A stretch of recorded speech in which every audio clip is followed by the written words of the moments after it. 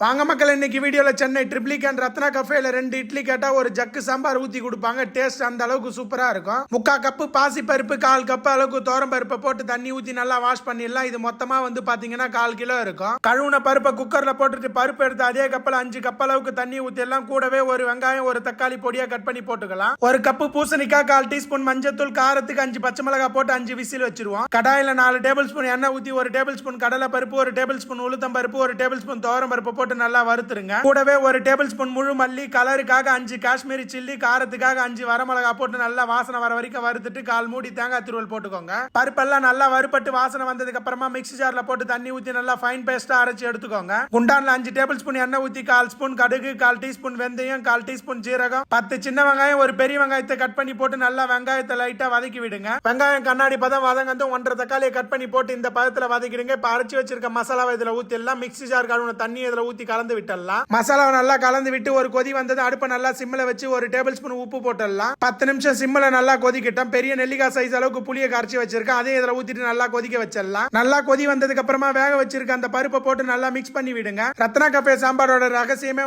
பாத்தீங்கன்னா நிறைய பாசி பருப்பு, மஞ்சள் பூசணிக்காய் போட்டு பண்றது தான். சாம்பாருக்கு தேவையான அளவு தண்ணி ஊத்தி சின்ன துண்டு வெள்ளத்தை போட்டு நல்லா கொதிக்க வச்சிருங்க. சாம்பார் மேல் தாளிப்புக்கு 3 டேபிள் ஸ்பூன் எண்ணெய் ஊத்தி 10 குண்டு மிளகாய், 2 கொத்து கருவேப்பிலை கிள்ளி போட்டு 1/4 டீஸ்பூன் பெருங்காயத்தூளை போட்டு நல்லா கலந்து விட்டு சாம்பார் தலையில ஊத்திருங்க. இதுக்கு மேல 2 டேபிள் ஸ்பூன் நெய் ஊத்தி கொத்தமல்லி தூவி இறக்குனீங்க அப்படின்னா தெருமணக்க வாசனை வரும். 2 இட்லி வச்சு ஒரு ஜக்கு சாம்பார் ஊத்தி சாப்பிட்டீங்க அப்படின்னா இட்லி கேட்க மாட்டீங்க, சாம்பார் தான் மேலும் கேட்பீங்க. இந்த ரத்னா கஃபே இட்லி சாம்பாரை ருசி பார்க்கணும்னு நினைச்சீங்கன்னா அமெரிக்கா, அட்லாண்டா, ஜார்ஜியா கம்மிங் லொகேஷன்ல இருக்கக்கூடிய நம்ம ஹோட்டல் சட்னிஸ்க்கு வாங்க மக்களே. நம்ம ஊர்ல ஒரு செட்டு இட்லி எவ்வளவு ரேட்டுன்னு சொல்லிட்டு மறக்காம கமெண்ட் பண்ணிடுங்க.